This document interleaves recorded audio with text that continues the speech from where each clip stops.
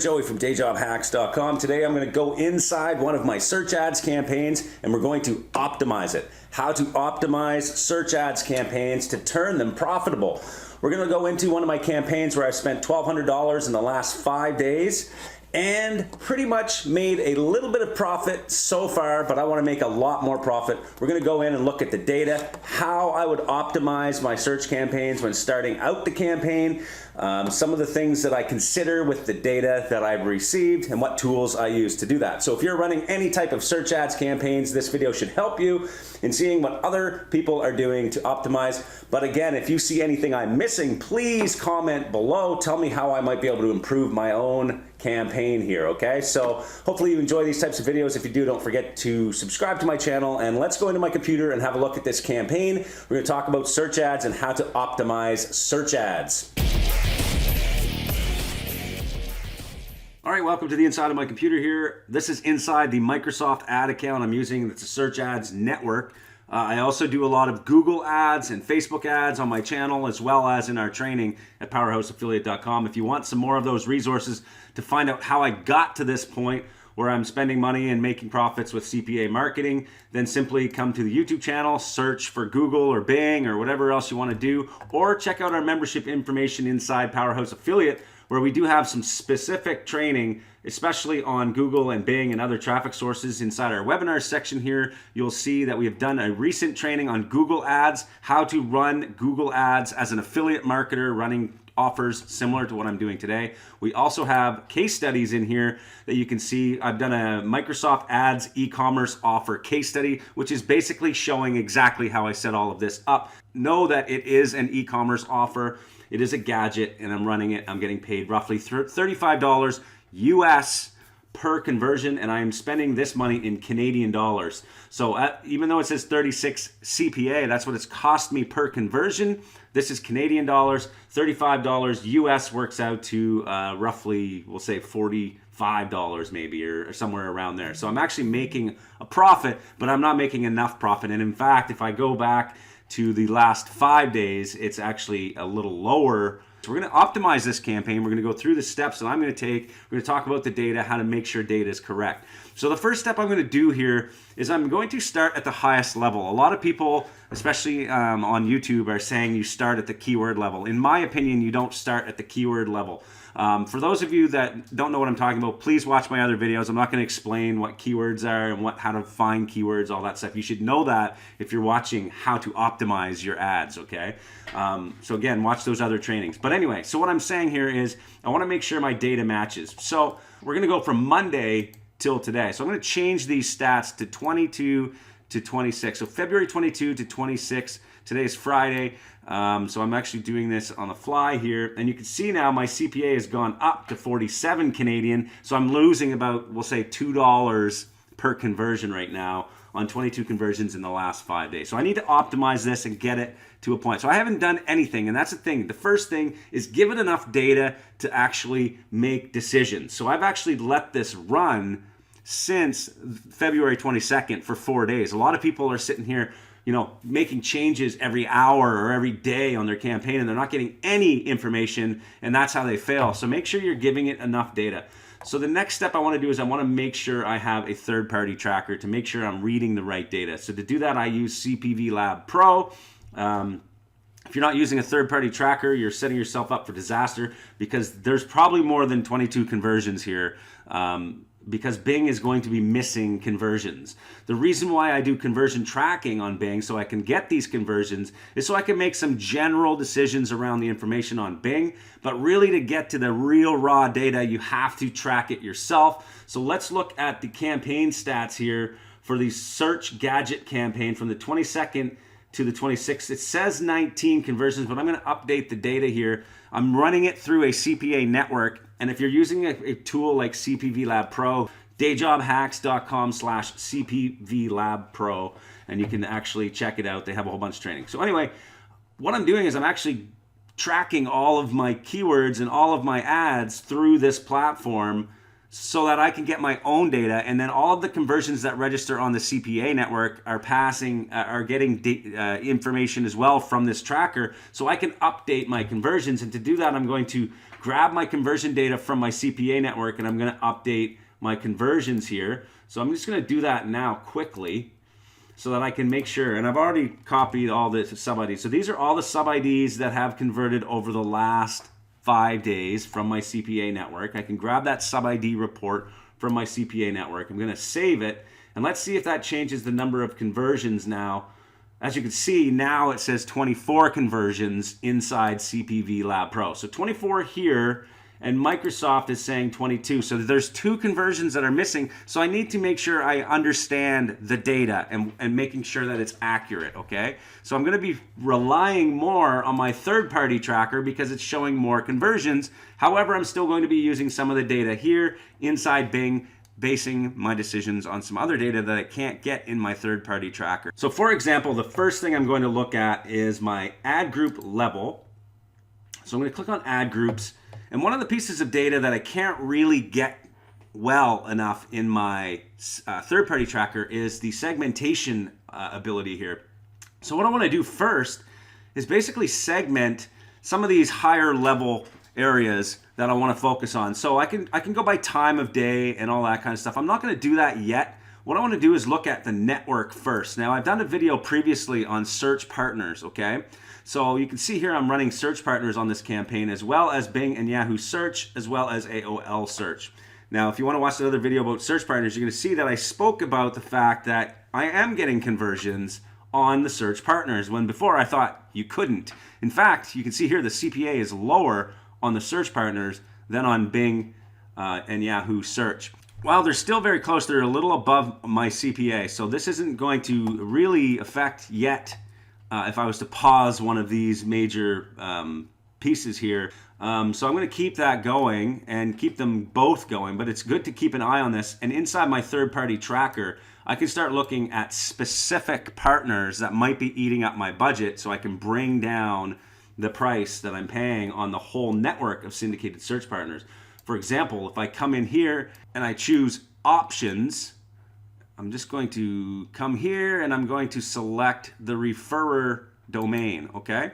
And what I can see now at the higher level is some of these are getting a lot of clicks, 37 clicks here, 0 conversions, 32 clicks here, 0 conversions. And this is the site, okay? This is the referring domain, search it, or R search Yahoo. This one here is a little sketch. This one here has 14 clicks, 0 landing page clicks, so nobody clicked through my landing page. So these are the types of placements that I can start blocking inside of my Bing Ads account. So this is one of the steps I'm going to take, is I'm going to go through each of these and find out which ones are eating up the budget and getting 0 conversions, and I'm going to be pausing those. So to do that, I would just take that and come back into my settings and start blocking off these placements. So if I go to settings, I could just scroll down and add them here, okay? So I've had some account level ones before that I know just don't convert, so that's why they're in here. But I'm going to also add that search it one and just kind of show you an example of where I would start, okay? Now, let's look at something else here, and that's going to be device data. I'm going to show you how to see which one is doing better here. So again, we can segment, and we're going to go to device type. And again, this is a higher level type of optimization that I do. And you can see why I've dropped computer right from the get-go. It's costing me almost $70 for a conversion. So I should only be running on mobile here. So I need to pause my desktop ads and run more specific to mobile traffic. So again, I will go into settings and I'm going to change this. And if I want to run desktop, perhaps I'll run it in a separate campaign and drop the bid more, okay? You can also do that here at this level where I can drop the bid by percentage. But here I'm going to actually just decrease it by pretty much 100%. I just want to run mobile on this one for now.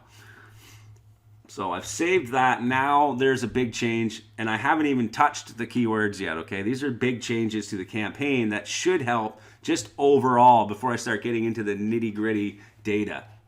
So another section I'd like to show here is segmenting by your top versus other positions. So basically, are your ads at the top of the page or are they at other positions? Now, this is very important because some campaigns convert better lower in the results, okay? And some campaigns convert better at the top. So you really should understand that and see where you're converting. In this case, my ads at the top are converting more and better than the ads in lower positions. As you can see here, the top ads in search partners is coming in at a 48 CPA. Other positions are lower CPA, but I'm getting no conversions and no clicks, okay? On the actual Bing network, the top position is getting a 46.93 CPA, while the other positions are getting less conversions and a higher CPA. So in this case, I'm going to be aiming for a more competitive bid. So I think my bids are fine to keep me at that top position. Sometimes the other positions are definitely converting better. Most times they are, to be honest. Positions 3 and 4 convert better because people are doing their research. First, they're looking at the first couple results, and then they're coming back to their search results, and they're looking for one more maybe article about this thing they want to buy before they choose to buy it. And that's where position 3 and 4 comes in, and oftentimes converts better. This time, though, my keywords are the reason why the top results are working here. So we're getting into the keywords now. You can see that I'm using discount-related keywords, okay? Like 50% discount or best discount code for this product or whatever. So people are already buying. That's why the top position is working here. So depending on the strategy of your marketing angle, the top position is often working better. For like I said, if I'm using sales type of keywords and people are they've already done their research and now they're looking for a discount, then top position is where you want to be. Now, a couple more higher level pieces of data we want to look at first before we get into the keywords is the locations. Okay, so you can look at locations and see if anything is really standing out where there's one location that just is never converting. Okay, so to do that, you can come into your location data. And you can actually do a report here that shows the states. I'm going to come in here to user location report.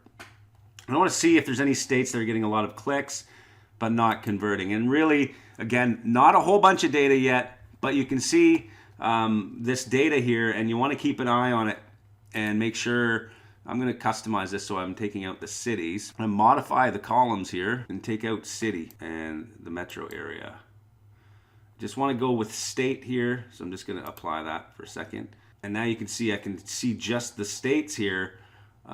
Texas is converting, California, Georgia, 87 clicks, no conversions. Might want to keep an eye on that. Might not pause it yet, but it's something I want to consider later. Maybe when I have more data and maybe I've spent more money and now I want to start pausing these locations. I can go into my settings and start removing locations and excluding them from this campaign. So make sure you're checking these areas especially. Ad schedule, again, you can start optimizing day parting, what time of day everything is converting, but too early for me right now to do that. I've only ran for 5 days. I'm going to give it a month's data before I start getting into this location and ad schedule, or a lot of spend at least to get that data. Okay, now let's get into the keywords and talk about that briefly, and we'll move on from there. So coming into the keywords, when it comes to keyword data, I'm not relying on Bing ads for that data, okay, or any other traffic platform that I'm running search ads. I'm relying more on my more accurate data, which is in CPV Lab Pro in this case, or whatever third-party tracker. Because you can see here, again, only 22 conversions, but over on my campaign stats, I can change this refer domain to show me all of the keywords simply by clicking on keyword and unclicking on refer domain. So let's do that now. And now I can find out the exact keyword I'm bidding on inside my data. All of the keywords over here are here, and now I can see more accurately which one I'm bidding on. And I can come over here and I can either pause it or increase the bid or change the match type, okay? So what I want to do is I want to search how many visitors. So I've sorted it by visitors, and you can see one keyword right here, 47 clicks. Again, not a lot of data yet because I'm spreading it out amongst many keywords. If you're running on a lower budget, you want to have maybe 20 to 50 keywords. In this case, I have like 500 keywords. So I'm still right in the infancy of this campaign, and I'm just starting out. So But this one I'm going to pause. It's only costing me money and I have conversions elsewhere. Why would I bother wasting any more money? I know 47 people came here, didn't even buy anything, so bye-bye. I'm going to take that keyword and I'm going to come over to Bing and I'm going to pause it by just clicking on the little pause button, okay? That's an example of how to do that. So you're going to go through all of your data and you're going to find those keywords, okay? Another thing I'm going to be looking at in my third-party tracker, which is a higher level position here, is the landing page, okay? Again, I'm going to be pausing campaigns. You should always be split testing a landing page, okay? Like, that is the key to success, is split testing everything, okay? So your landing page always needs to be tested. You can see here I'm running one at roughly 80% and one at 20%. And the one at 20% still can't beat the control page. So the control page will always be running the most, but I'm always split testing to try and find something better. So make sure you're split testing landing pages and ads, because you can see here, there's one ad here that is converting at 2.48%, and I've got 4 different ads that I've tested, but one still keeps continuing to win. So test your ads as well. Back to the keyword stuff inside Microsoft. What you want to look at especially is the search terms report, okay? So up here you can click on search terms. And what we want to look at, these are the actual keywords that people are searching, not the ones we're bidding on. And this is important because a lot of times you'll find keywords in here that you are not bidding on, but they are converting. And how do you know if you're bidding on them or not? Well, this added/excluded column right here is important because it tells you none. Right here it says none. It means I'm not bidding on that keyword. However, it did get 2 conversions. That means I need to add that to my campaign. It's an exact match, okay? It's telling me what match type. Somebody has been coming in and searching this exact keyword, exact match, and it's converted twice. And by the looks of it, it's a cost that is actually profitable for my campaign. So I need to collect that. There's 2 more here that converted that I'm not bidding on. These are keywords that they have found because I'm running broad match. I always run broad match or phrase match at the start of my campaigns. Then I come in and I optimize further by finding these exact match keywords, adding them to my campaign to make sure I'm getting my bids in on the auction every single time somebody searches that. So again, that's a great way to find keywords for your campaign, is start out broad and phrase and then find your exact match later. All right, there you have it. That is how I've been optimizing my search campaigns. If you have any comments, please comment below. Tell me what I'm missing, what maybe I've done right or wrong. As a recap, I'm basically starting at the higher level of my campaigns. I'm segmenting based on the network, where they're being delivered. I'm segmenting based on the age and demographics, locations, mobile device versus desktop, and then I'm getting more into the nitty-gritty stuff, which is the landing pages, the ads, the keywords, okay? Maybe you do it differently. Maybe you start at the keywords. Do you find it works better? Comment below. Tell me how you've been optimizing your search campaigns. If you have any other questions, make sure you post them down below or comments, and we'll see you in the next videos.